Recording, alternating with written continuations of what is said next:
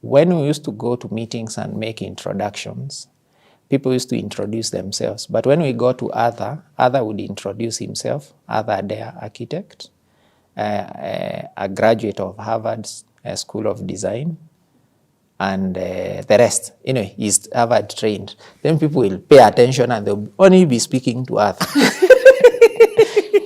So I told Arthur one day, by hook or crook, I'll end up there.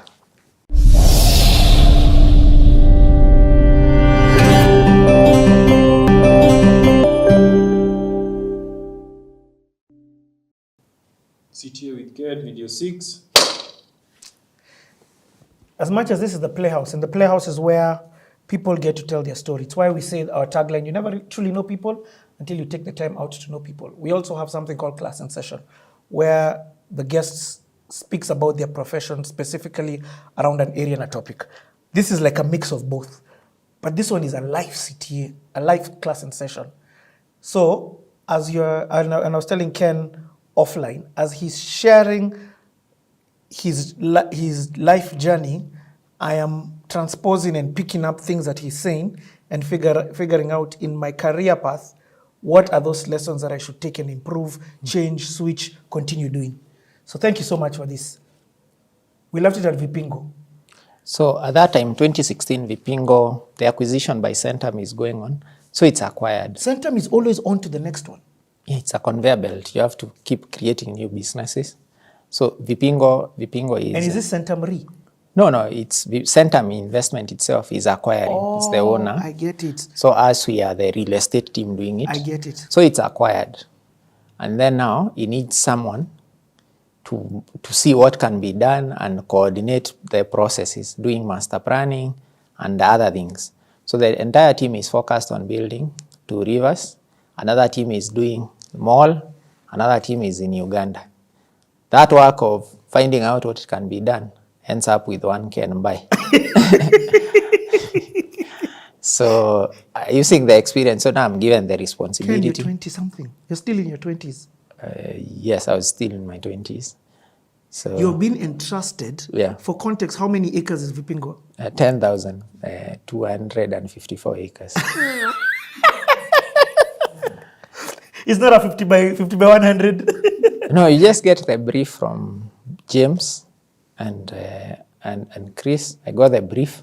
They are entrusting you with 10,200 and... See, you're there working with them every day. But now to be the person waking up, focusing on it is me. Yes, but tell us, we've got this. Tell us what needs to be done. Yeah, you're also told this is what we were thinking when we were buying. Is it possible? So now we start doing market study because we don't know.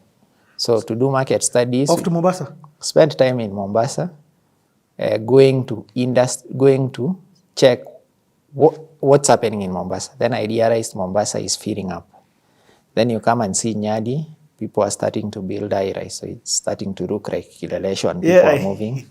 Then you come to Mtwapa, you find that they are like, then there were 20-something factories.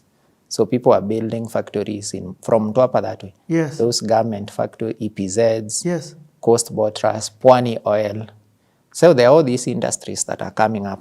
So it tells you, if you do an industrial park, other than people having now to invest in water, power, they can just come to you can resolve that problem. Yes. So had you seen an industrial park in your travels?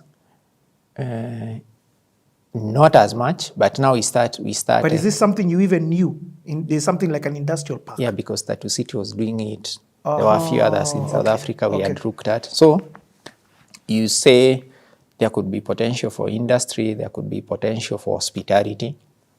Mombasa is known for hospitality. Yeah. But the question was, what can create an economic activity? Employ people, so that people are there permanently and they are spending money, not worrisome going in and going out. Yes. So now we get external parties to do the market study. They come with the same conclusion. That's JLL and other South African research companies. They come up to the same conclusion. There is industrial and there is a commercial. So we do a master plan. It's done in-house. For industrial? For industrial, there will be a section for industries. There will be a section for where people live, so that will become residential. When people are staying there, they have their families. If you have families, their kids, they need school. Yeah. They are once in a while unwell, they need hospital. They have money, they need to spend. So you create for them places to shop. There'll be businesses moving up and down. You create a hotel, set up, entertainment points. Then from there, the city can take any form or shape. Yeah. But you just guide it. So that study was done. We continued doing it, getting approvals from the county. It's a lot of, there are various pieces that are being put together. Yes, but when was the time that now the industrial guys told you, sorry, this... It's much later. So this now I'm saying... This is the beginning. It is the beginning. Wow. We do the industrial. We start even speaking to industries. We go to Dubai, see Dubai Investment Park. So we go visit a few industries and see where there is their industry, an industrial park. The other components of the city take shape. Yeah. So we master plan an industrial park, and the work is still continuing. That's in 2016. Then the mall was meant to be opened, and then there is a delay. Then Arthur was my boss. So he's the managing director of the real estate arm, which is Athena Properties. Yes, Athena. Athena Properties. Then I'm given additional work too. Now, Vipingo hold up, it can carry on, but you need to come and push completion of the mall. So I'm given a title that is Deputy Managing Director of Center of Athena Properties. So there's Centum, under Centum there's Centum RE. And there's Centum. Athena. There's Centum. Then there's like Two Rivers Development, Pearl Marina, Vipingo, and there's also Athena. Athena, this is where the professional team sits. Okay, okay. And they're the ones who do all the management and work for all these companies. Centum RE is non-existent. Yeah, Centum RE will come later to coexist. So I'm promoted to Deputy Managing Director. Who calls you? Just Arthur and James. So, but Arthur tells me you will do all the work. So now, and the mall has to be opened by 14th February 2017. That date is given as hard stop. And this is sometimes in 2016. So we push, we work on it, but previous... And open means open to public or open to... trading, open to... Walk-ins. To walk-ins. Like and drive-in. Yes, it needs to be So finished. that means way before that, retailers need to have come in, set up. Yes. So we work on a program which is closely monitored, work with the team to get it, contractors. So work like 20 kilometers a day, walking that building, getting it, pushing, worked together with people, we finished. But this time also my wife is pregnant, I'm available, not available. So you get married at this time? No, we just done our own local arrangements, but we had gone to see parents. But now she's also pregnant. Yes. But we push. But now there is something I'm adding to. When we used to go to meetings and make introductions, people used to introduce themselves. But when we go to Arthur would introduce himself, Arthur Dare architect, a graduate of Harvard School of Design, and the rest. Anyway, he's Harvard trained. Then people will pay attention and they'll only be speaking to Arthur. So I told Arthur one day, by hook or crook, I'll end up there. So I get the appointment, we carry on. Then I start scouting for leadership trainings that I can do globally across. So I see universities in Europe have it. One in Italy, I forget the name, had it. So I applied to that. I got, but then, because I think that's when there was, I don't know what was happening in technology. When you search something, you still start getting the same. I got cookies. I got a program from Harvard, which I applied for. Other recommended me in that School of Design. We did essays, all manner of things in between. I forget and just continue with the mall thing. And then the mall is to be opened on Valentine's Day. On Valentine's Day. That we achieve. It's opened on Valentine's Day. Soft opening. With what level of tenants inside? What's it called? Occupancy. Like 60. It was a lot. But you were not involved in the sales. I was not involved in the Okay. leasing. I was Yeah. just You part were of it. ensuring It's we are done. good to go to Yeah. the specifications. Yeah, just the team read Okay. to get it done. Others did it, but the buck stopped here Wow. in terms of getting things done. And we would have intense meetings every day. And my team supported me. We finished. Then the date comes, there's a soft opening, and then there's meant to be an official opening. So one day, my wife says, okay, hey, I'm feeling we need to go to hospital at night. So in the morning, I shower, prepare for work. I thought I passed through Aga Khan as I go to work. That is on 16th. On 17th. We passed through Aga Khan. Hey, we get there, I told you're not going anywhere. So I got my firstborn daughter that day. I was still en route to office.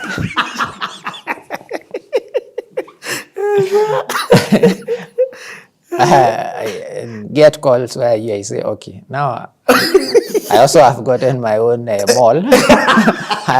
I'm now a father of one. We have a tenant. So 2017 had two things. The mall was opened. Yes. 2016 I had been a deputy CEO.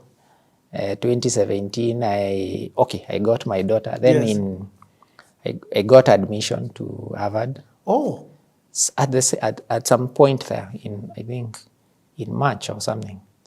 Then now the program was starting in July, but the cost was insane. There's no way of me affording it. So what happened? Just the way Centum says, separate a good opportunity from financing. So that was a good opportunity, financing. So I just made a proposal, said, if you pay for me, I pay part of it, you can keep me for 4 years. Wow. Then No, you've said something so powerful. Hey, there's your life is filled with gems, and for you these things are norm. So when a challenge hits, separate a good opportunity from finances. Yes. So a good opportunity is a good opportunity. Yes. How to get the finances? It doesn't make this a bad opportunity. No, money for us, good opportunities. And good opportunities are few to find. So if you have one, you have money.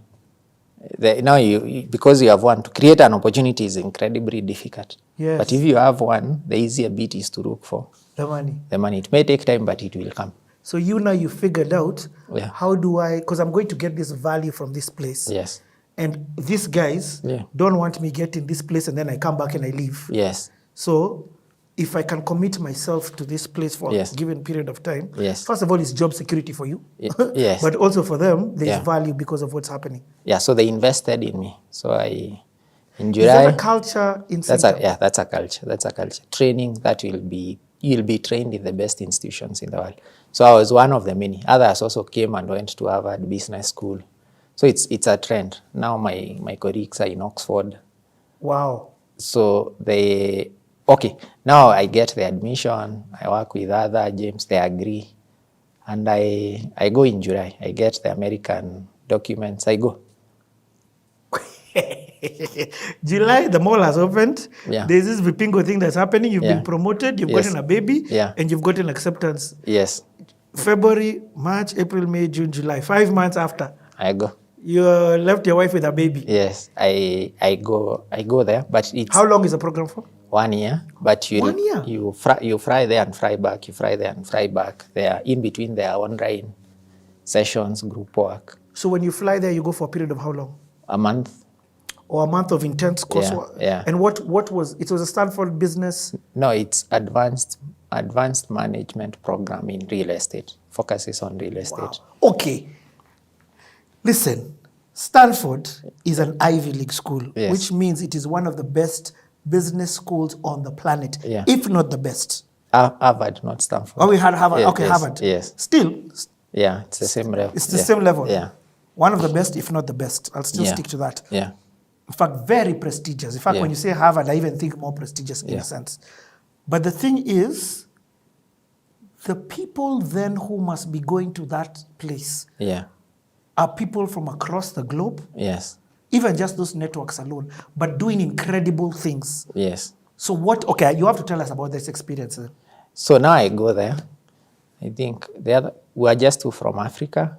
The rest are from Australia, US, Japan, Brazil, do you call it? Costa Rica.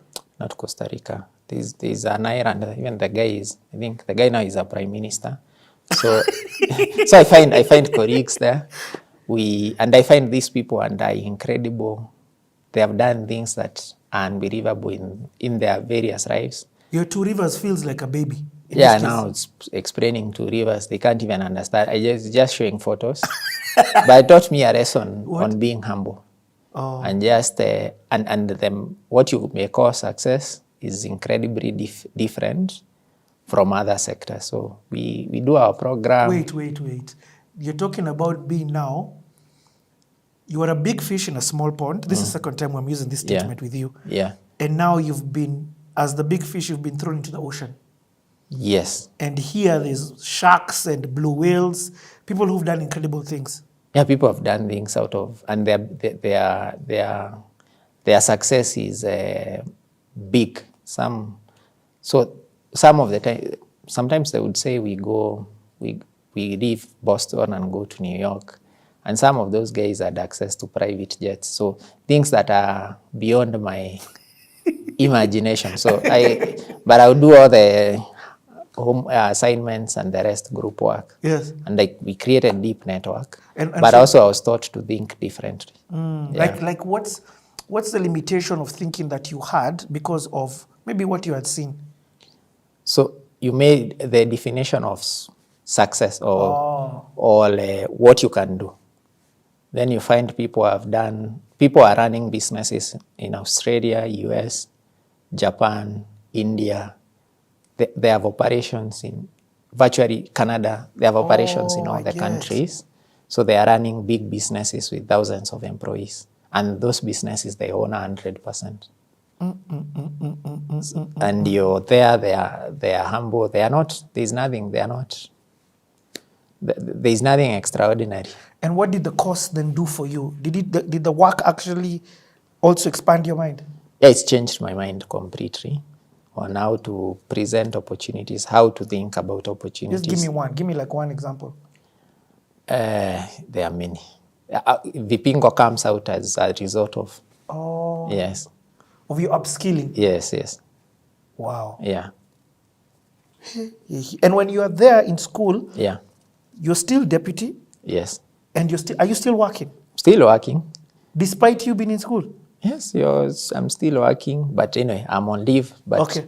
Of course, people don't know you're on leave. You get calls. You're 6 hours behind. Yeah. 7 hours Boston. You're 7 hours behind.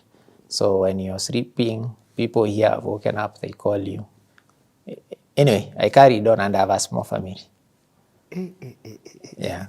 What's that capacity? Did you? I mean, we started this, and that's why I love CTA. Yes. Because we started this story as a guy who was herding cows. Yes. And some goats in Nyanyuki. Yeah. Did you ever think and imagine that you had this capacity in you?